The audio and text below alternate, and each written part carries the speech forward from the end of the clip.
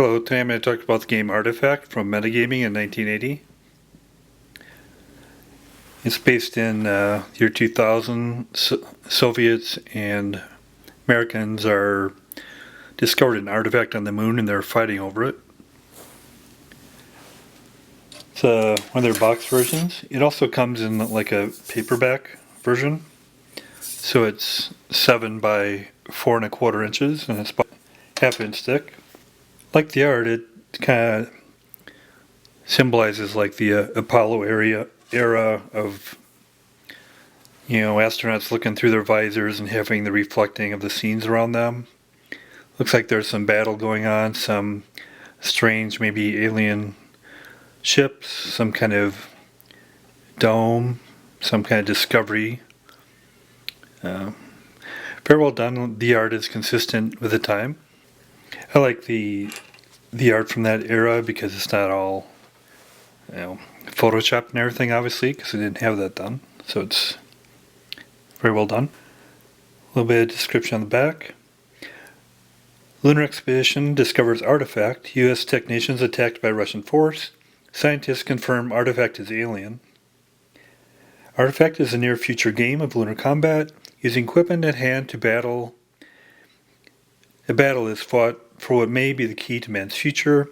Technicians and scientists are later joined by the first space-trained Marine units. Each player commands his force in a strange struggle in Luna's vacuum. 2 players, 12 and up.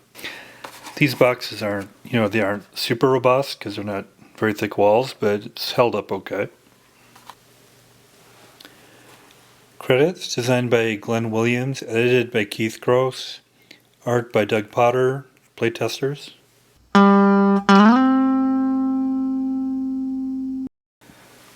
Then these box games come with a dice, which is nice. When you get the paperback version, you don't get a dice. A little more theme. The conflict known as the Lunar War was the first one fought by men and women beyond the surface of the Earth. It began as a series of harassing actions between NASA and the Soviet scientific technicians over possession of an alien artifact, the 88% efficient matter-energy converter known as the Dingus.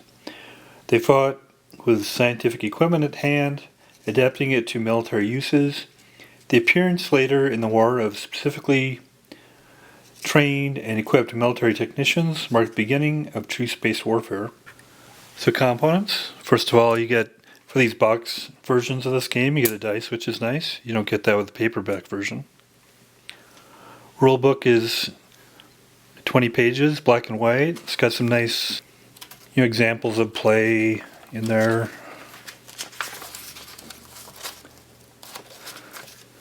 Some sketches, that's always appreciated. In the back there's some charts and tables. There's the terrain effects chart, terrain type, unit capabilities, targeting table, to hit table, hit effect, weapon table, hand-to-hand combat, Dingus carrier hit. As far as the counters, they're all 1/2 inch by 1/2 inch, one-sided, kind of a thinnish cardboard. It'd be nice if they're thicker cardboard, but I guess they probably have to be thinnish so that they can fit in kind of the small box, I guess. It's so these are all the counters, these are the unique ones. So it's 2 players, so one side has the white with the purple figures, one is the purple with the white figures, and the alien items are the ones with the mixed colors. It's in the year 2000. And each of these counters represents an individual item, like an individual soldier, for instance. And actually, I'm not super happy about the color contrast of the counters to the board. It doesn't really seem to go together. I think if you had like reds and blues, that'd probably go better, but is what it is, and they're functional. So the different units, they're described by, there's an identification letter, movement allowance, and then whether it's military or scientific. So for instance, this is a military technician, scientific technician,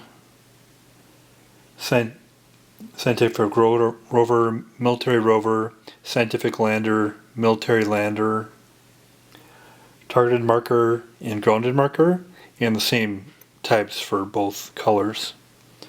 Then for the alien, we have the alien dingus, the alien troop, and the alien lander. Here's the map. It's a thickish paper, light blue. Mine's a little bit discolored in the middle here just from age. And it's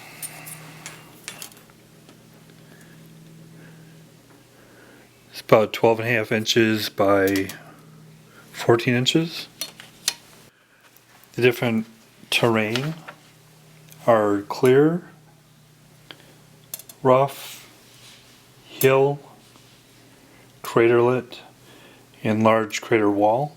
And the terrain effects are shown in the charts here. So for clear, so you have the terrain type, movement effect, text, rovers, line of sight effect, targeting roll to hit roll, clear, rough, hill, craterlet, large crater wall. So clear movements, the baseline 1, no effect on line of sight, normal rolls. Rough takes more points for the rovers, obstructed line of sight, and +1 effect on targeting rolls into hit. And then hills and craterlets. Hills, normal movement, obstructed, normal rolls, craterlet, all movement, obstructed line of sight, normal to hit rolls, large crater wall, all movement for techs, prohibited for rovers, obstructed, and normal rolls.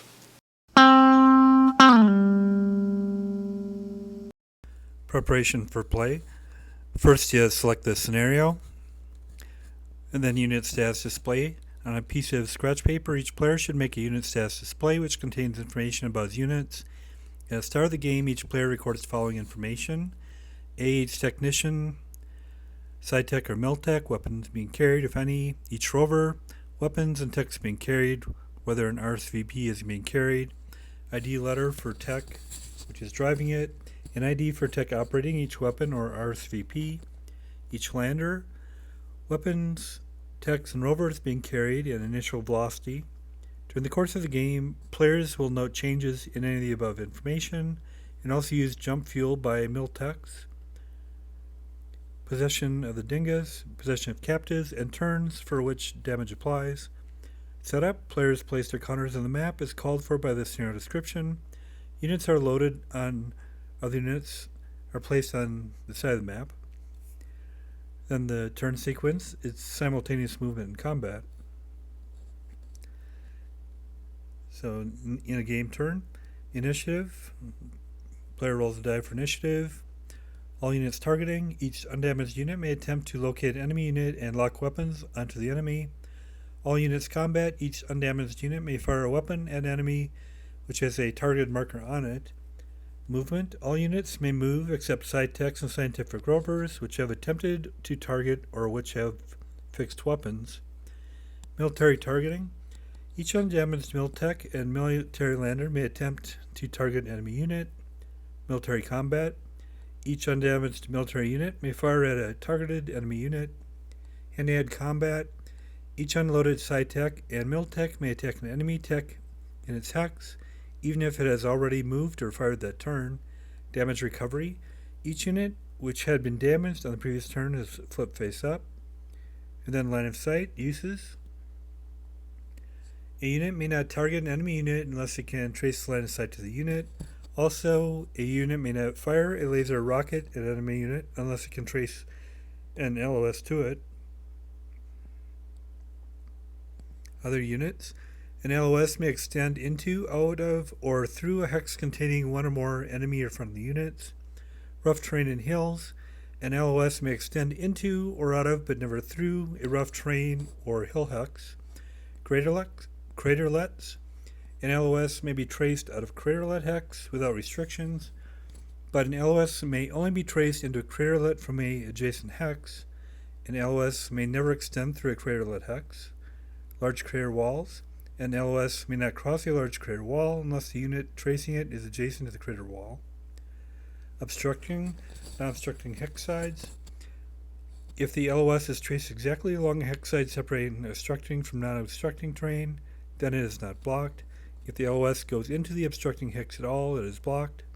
Same or adjacent hexes. An LOS may always be traced between units in the same or adjacent hexes. Lunar horizon. An LOS between two non-flying units. None on hills must be 4 hexes or less in length. An LOS from a ground hex to a hill hex or vice versa, or between 2 hill hexes, maybe up to 6 hexes in length. Aloft landers. An LOS to or from a flying lander may go into, out of, or through any type of terrain. The LOS has no maximum length. Movement, general. During the movement phase, each sun-damaged unit may be moved through a number of hexes less than or equal to its movement allowance. Because of terrain, a unit may not be able to move its entire movement allowance. Unit may move less than its allowance, doesn't have to move at all. Sci-techs and rovers may not move if they have already targeted or fired that turn. Landers move differently. Orders of movement. The players with initiative for that turn moves 1 unit. Then his opponent moves 1 unit. It's repeated till one player no longer wishes to move any. Then the other player just moves the rest of his. The player who is to move must move 1 unit or forfeit the right to move any units that turn. Other units. Units may freely move through hexes adjacent to or containing enemy or friendly units. Ground movement of technicians. A tech may normally move 2 hexes per turn. However, it may move only 1 hex if it enters or leaves a craterlet or crosses a large crater wall. Jump movement of miltechs. Miltechs have a special form of movement, which allows them to move up to 6 hexes in a single turn without regard for terrain. Each miltech may use jump movement twice per game. A miltech may not use ground or jump movement in a single turn. May not use ground and jump movement in a single turn.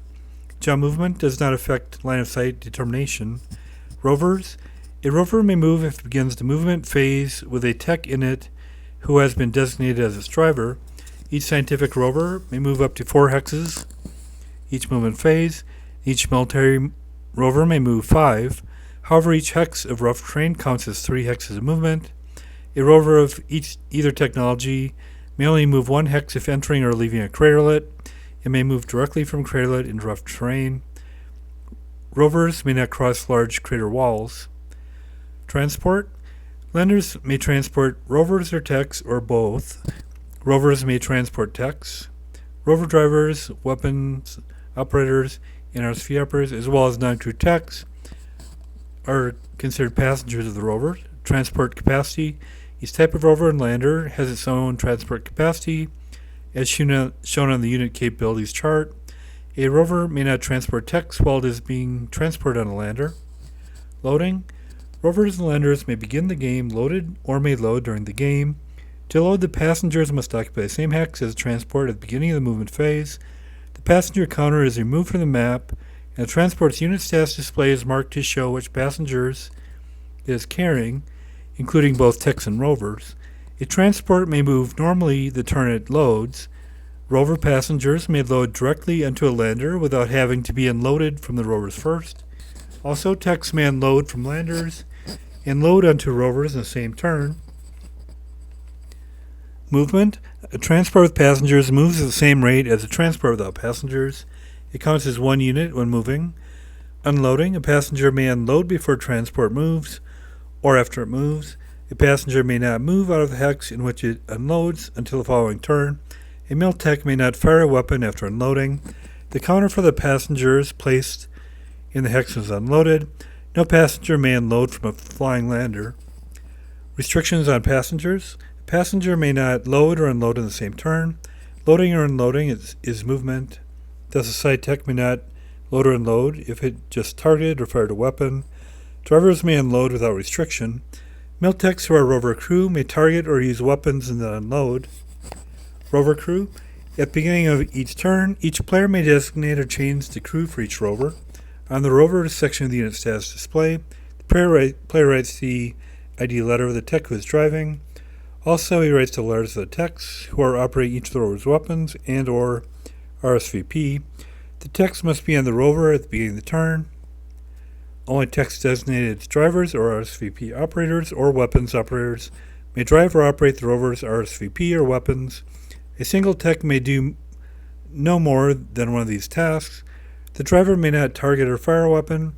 An RSVP operator may not fire a weapon. Weapon operators may target in the same turn that they fire the weapons, though they may not target with an RSVP. Targeting general. No unit may be attacked unless it has been targeted and still has a targeted marker on it. In the all units targeting phase, each undamaged unit may attempt to target one hex with at least one enemy unit in it. In the military targeting phase, each undamaged military technology unit may attempt to target. Targeting may be attempted only if a line of sight exists between the targeting unit and its target hex. Targeting is by hex. If one unit in a hex is targeted, all enemy units in that hex are targeted. A single hex may be the object of any number of targeting attempts each phase, but no unit may attempt to target more than one hex per phase. When a targeting attempt is successful, a targeted marker is placed on that hex. Procedure. The player with initiative executes his first targeting attempt, and then the other player does his first attempt. Targeting alternates between the players until all units have completed their targeting attempts. The targeting player announces which hex he will attempt to target and which unit is making the attempt. The player then rolls a die. The type of targeting unit and the range are cross-referenced on the targeting table to find what die roll is needed. Additions and subtractions are made from the die roll as shown in the modifiers block of the targeting table. If the modified die roll is one of those indicated in the targeting table, the hex has been targeted. The targeted marker is placed on it. Die roll modifiers. If the target hex is rough terrain, add 1 to the die roll. During the military targeting phase, if any enemy unit has just moved in a target hex, subtract 1 from the die roll. RSVP, research, search, rescue, search, vehicle palette. A tech on a rover equipped with a RSVP may use the RSVP line of the targeting table. A tech may not use an RSVP unless it was designated as the rover's RSVP operator. Passengers. Techs on rovers that are not driving or using an RSVP may target using the SciTech or MilTech lines of the targeting table. Weapon operators may target. Techs inside landers may not target. Contagious targeting. If an enemy moves into a hex which contains a targeted unit, it too becomes targeted. A unit which is in a targeted hex remains targeted no matter where it moves as long as an LOS exists between it and the opposing unit. Loss of targeting. Targeting is lost only when no LOS exists between the target unit and any opposing unit, including a flying lander. If the only opposing unit with an LOS is damaged, targeting is lost. Unoccupied hexes are never targeted. Combat General. During the all units combat phase, each undamaged unit may fire at a targeted enemy unit. During the military combat phase, only undamaged military units may fire. Although each unit may fire only once per combat phase, rovers and landers with 2 weapons may fire once with each weapon. Any unit may be fired upon more than once per phase. A line of sight, LS, must exist between the attacker and defender unless smart missiles or mortars are being used. Attacking. A tech may fire a rocket or smart missile only if it is not on a rover or lander. A tech may operate a rover-mounted weapon only if it is a passenger of that rover at the time and is designated as that weapon user on the USD. Rover-mounted weapons may not be used while the rover is loaded on a lander. A lander may operate its weapons regardless of whether or not it has passengers. Weapons exchange. Friendly techs occupying the same hex at the beginning of the movement phase may exchange weapons. Their unit status displays are changed. Combat procedures. The player with initiative announces and conducts his first attack. Then the second player makes his first attack. Players alternate until all combat is finished. For each attack, the player first rolls die and consults the 2-hit table. see if the target unit takes a hit. If it's hit, die is rolled, and the hit effect table is consulted to see if the target is destroyed or only damaged. Roll for hit. The attacking player announces the units and weapon type make the attack, selects the target unit, determines the range, rolls the die. If the target is in a rough hex, the die roll must be increased by 1. If the modified die roll is one of those indicating hit for that weapon type and range on the 2-hit table, the target is hit. Hit effect die roll. If the target is already damaged, it is destroyed. Otherwise, the die is rolled again.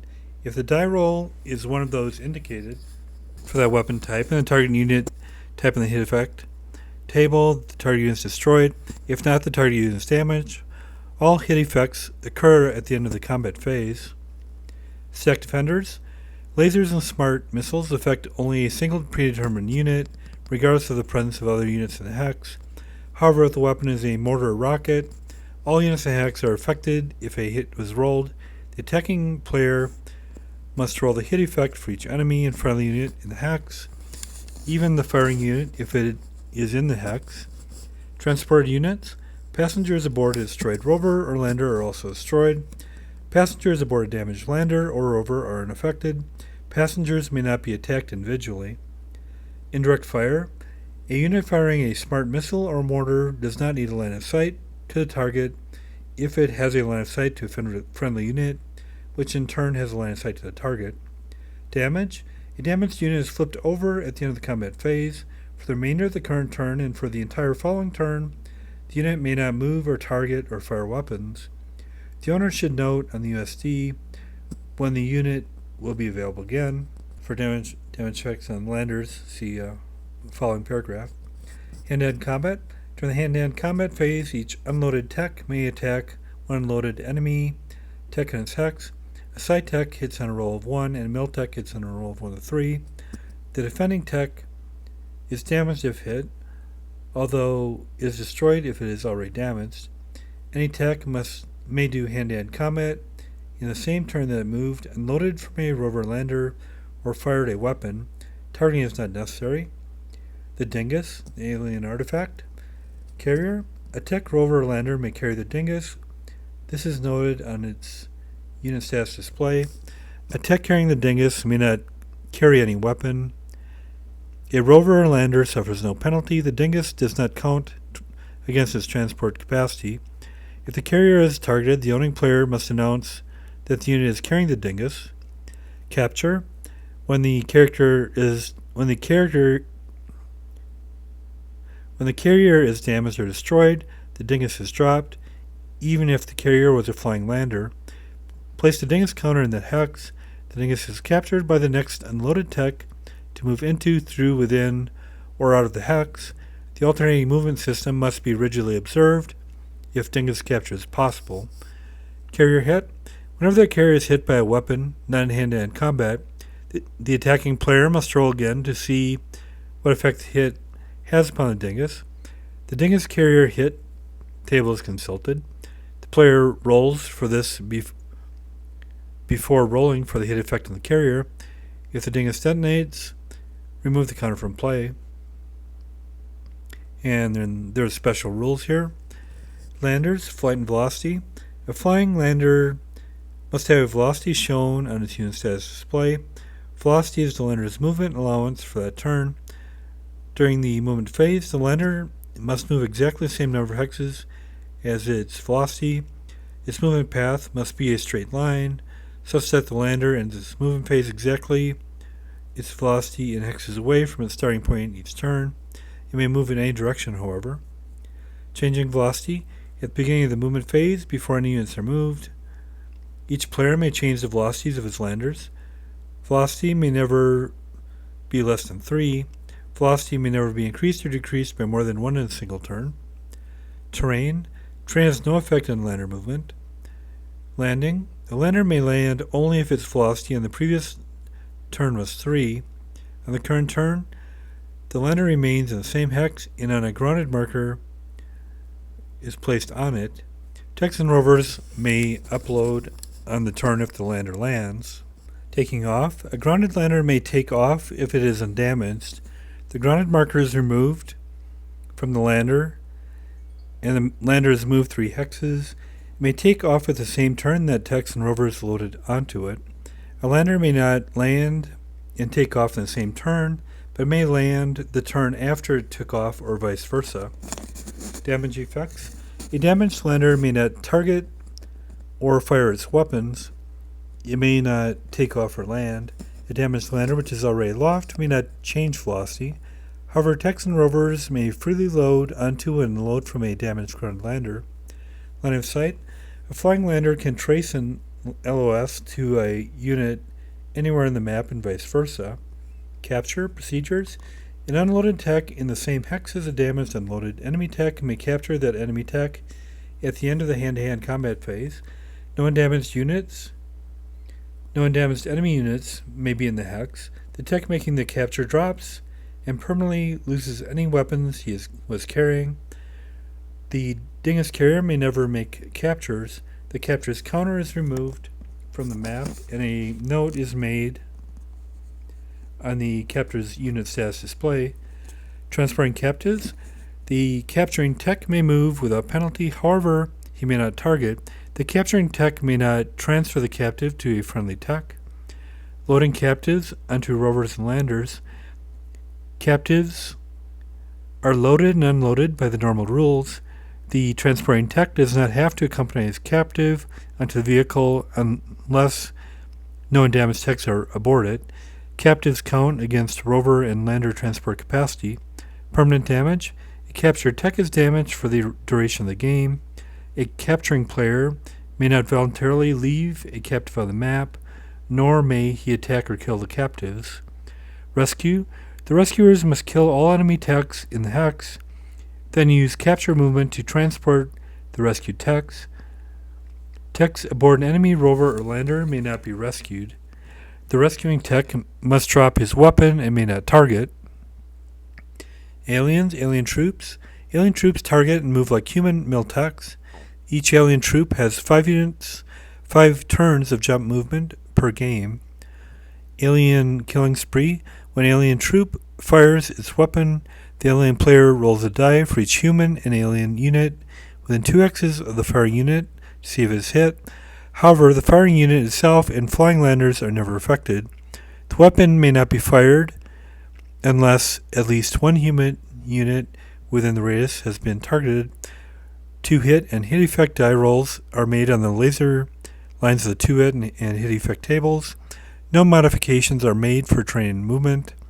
The sphere may be used in both the all units and military combat phases. Hand-to-hand combat. Alien troops hit in hand-to-hand combat on die roll of 1. Humans hit aliens normally.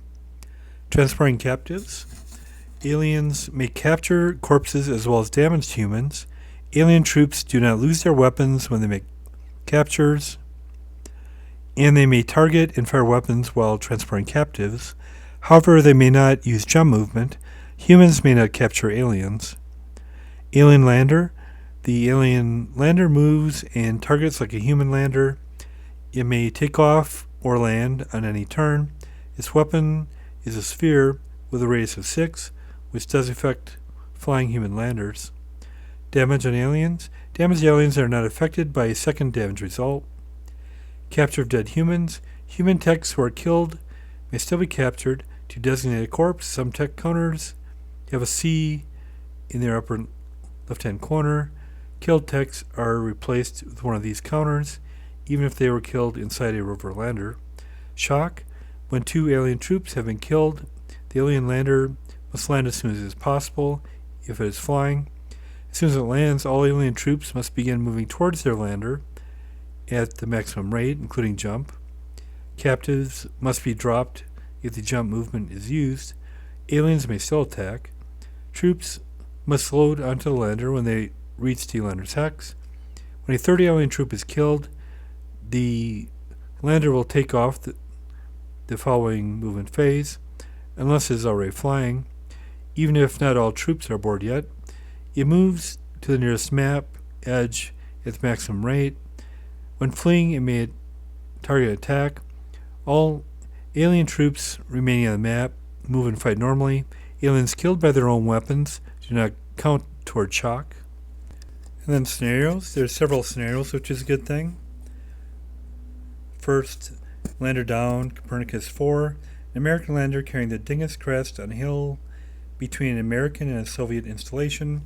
Both sides had made simple preparations for war and sent hastily drafted scientific teams out to find the Dingus and any survivors. So I won't go through these in detail, but I'll talk about the next one in detail. I do the setup.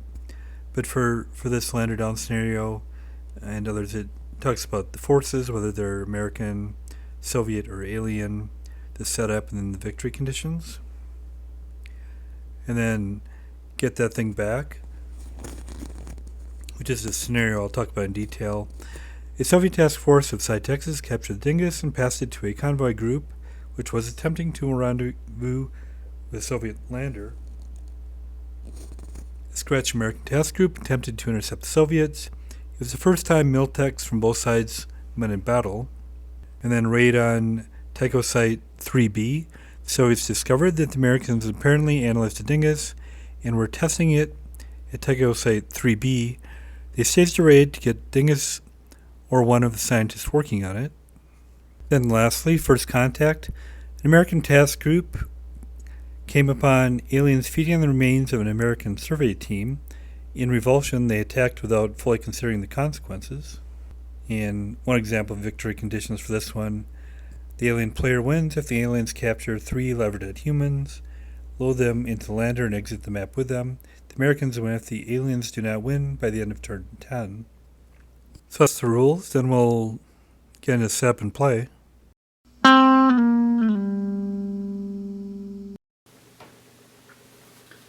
So in the setup, get that thing back. The Soviet task force of Sci-Tex had captured the Dingus and passed it to a convoy group, which was attempting to rendezvous with a Soviet lander. The Scratch American task group attempted to intercept Soviets. It was the first time Miltechs hit from both sides met in battle. So, setting up forces here. As they suggest, you got to kind of keep track of stuff on the little note cards here. So the Soviet, you have to, talk about what the landers and rovers have for weapons and what they're transporting, and then what the Sci-Techs have for weapons. So the Soviet group, it's in 2 groups. It's Group Lenin, which is a scientific lander with a rocket launcher, and is also carrying a Sci-Tech with a rocket launcher, shown here. And the group, and they're located, they landed in this hex. And then there's Group Voskod, which is coming down the south end, up from the south end here. And that includes scientific rover with a laser and 2 Sci-Techs, military rover with an RSVP motor and 4 Miltechs, and the Dingus. And then one of those Miltechs has a smart missile launcher, so I indicate all that here. And the American forces are set up by any of the hexes in the eastern and or western map south of the Soviet force Lenin. So I'm having them come on the western side here. Don't want to divide them up between the two sides. And they include scientific rover with laser and 2 Sci-Techs, military rover with an RSVP laser and 3 Miltechs, and military rover with an RSVP motor and 4 Miltechs. One Miltech is a smart missile launcher. And the ones that are riding on there, I'll just have them sit over here and coming in when they start deboarding. So doing the first turn here. First initiative. Let's see who goes with initiative. So Americans, Soviets have initiative. All units targeting. Everybody's going to focus on just kind of moving in this turn. He's just going to have these rovers starting to move in. So our movement allowance is 5. and the cost cross clear train is 1. This rover is carrying the dingus. And you have to indicate of the passengers, there's got to be one that's the driver. Then you also indicate which ones are using the weapons on the rovers. So I've indicated here just by circling which of the mill or side techs are driving. So you alternate movement. You can go 5.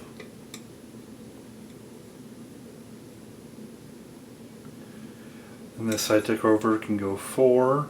It's cross clear terrain, so it's go here. American cost 3 for rovers cross rough. So 1.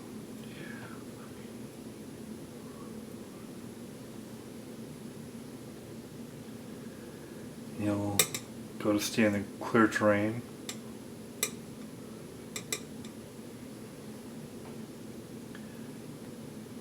The side tech won't move yet. And it was everybody was too far away to target initially, so he hasn't targeted yet. There's no combat yet because nobody's targeted yet.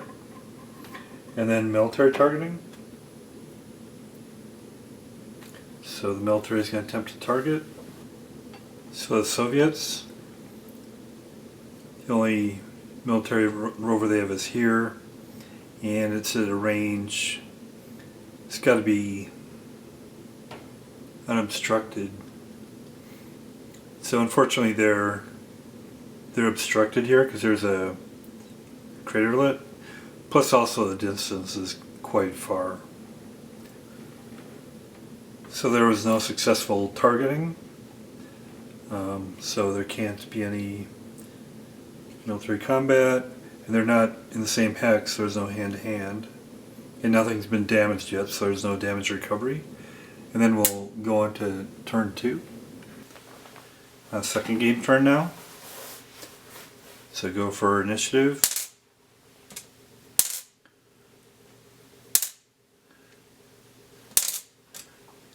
Americans go first this time. So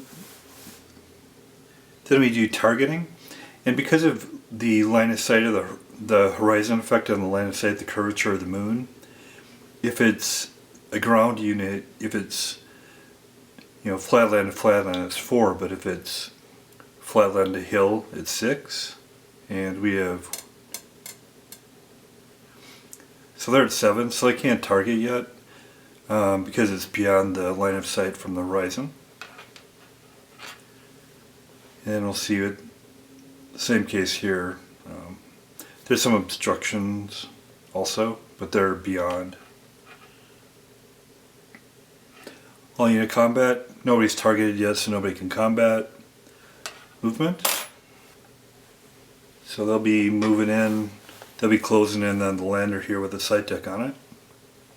So let's follow with driver and operating the weapons on the rover, so they're not going to disembark anybody, but they'll kind of move up closer here to within the 6 for sure.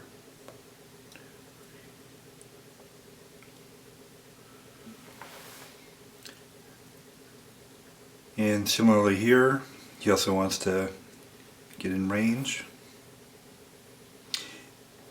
He's got an extra unit that isn't manning a rover weapon.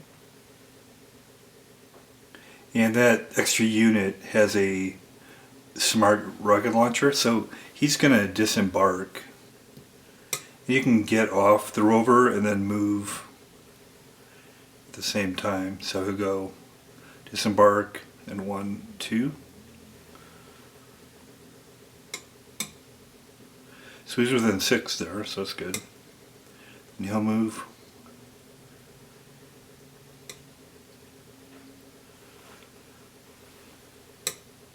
Side tech rover. So everybody's in range there. And ideally you should alternate, but since they're all obviously what they're doing. So the Soviets. Similar, they have on the military rover here, they have it's manned, with the driver and another unit, but they also have a kind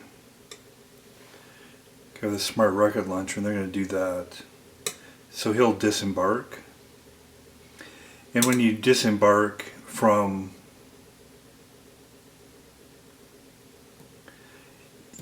when a military disembarks, they can't fire that turn. But Miltex can jump twice in a game. So he's going to disembark, and he can jump up to 6. So he's going to jump 6. Still beyond line of sight, but he got up there. And I'll indicate that he did one of his jumps. This rover will move the dingus.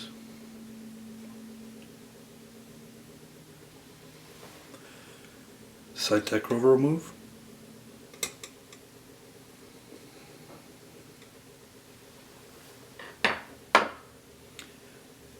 Military targeting. So he disembarks, so he can't do that this turn. As far as the others, they don't have any line of sight, so they can't do that because they're blocked by the craters here. And also, they're out of range as well because the event horizon, or the lunar horizon for land to land is, or ground flat to flat is 4, and they're beyond that. Since there's no targeting, there's no military combat, nothing's in the same hex, there's no hand-to-hand combat. Then we'll go to the next turn. Turn 3 here, initiative. Americans go first again. Targeting. So now we look at, we're starting to get in target range here. So from flatland to hill it's 6, and he's within that. So and we'll alternate between American forces and Russian here. So first of all, we'll see if this guy's in range. He's in range, and that mil tech has so we're doing all units combat right now, has a smart rocket launcher, and he's a mil-tech targeting at a range of 6. So if you target in rough terrain, it's +1, but otherwise there's no modifiers. It's not successful. And then we'll see if these guys are in range, and it's obstructed and they're not in range, so they can't target yet, unfortunately. So none of these guys can target because of these craterlets in the distance, so we'll do the Americans. And then we do, so we'll have some success here maybe. So looking at rover X, it's got a manned laser manned with Miltex, and they're at a range of 3. They need a roll of 1 or 2 to target. Success. So this unit is targeted now, and everything in that hex is targeted, so there's no sense in them all targeting as well. It's already targeted. Then we'll do all units combat. These guys haven't targeted, they're out of range, so it's could be taking some damage up here. So normally you alternate between forces, but since it's just the Americans that have targeted, they'll go. So these are weapons, ranges. The modifiers, if it's in rough terrain, you get a +1, but it's not rough terrain, it's a hill. So on this targeted hex, there's a scientific lander that has a Sci-Tech on it. If they destroy the lander, they also destroy the Sci-Tech, because the Sci-Tech is on it right now. So And since it's targeted, it can fire. This Miltic has a smart missile, and it's a range of 6. So it's the Sci-Tech, the Sci-Tech lander that is being targeted right there. Smart missile, range of 6. Hits on the 1 to 3. He hits. Hit effect.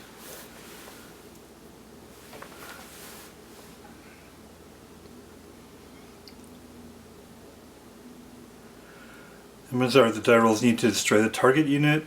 Her die roll damages instead, so you'll either destroy it or damage it. Smart missile against a grounded lander, 1 to 5.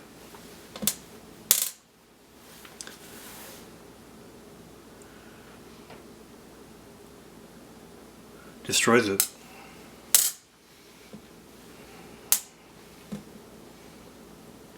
So the Sci-Tech and the lander are destroyed, so that's pretty devastating. If he wouldn't have hit, the others would have tried, and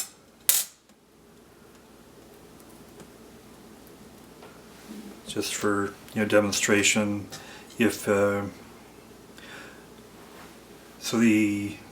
at this rover, this military rover has a manned laser and RSVP, and it's already been destroyed again. This is just for demonstration. So if the laser then, and his range is 3, to hit, you need a 1 to 2. He would have missed. One is at a range of 4, and he has a manned mortar.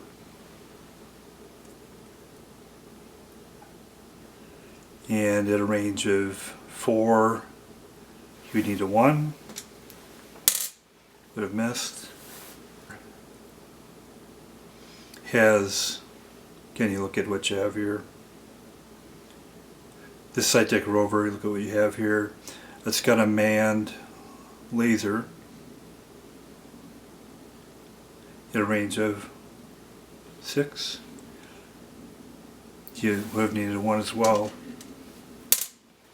He would have missed. So it's good he took him out because the other ones would have missed. So that's just part of that turn. But then looking at the victory conditions here. So the Soviets win if the Soviet rover or lander exits the northern map edge with dingus on it. The Americans win if the American rover exits the eastern or western map edge with dingus on it. It's a draw if neither player wins. So they could still win. It's just the Soviets could still win. It's just that they're not going to have the lander to help them get it off. So it's still kind of in play.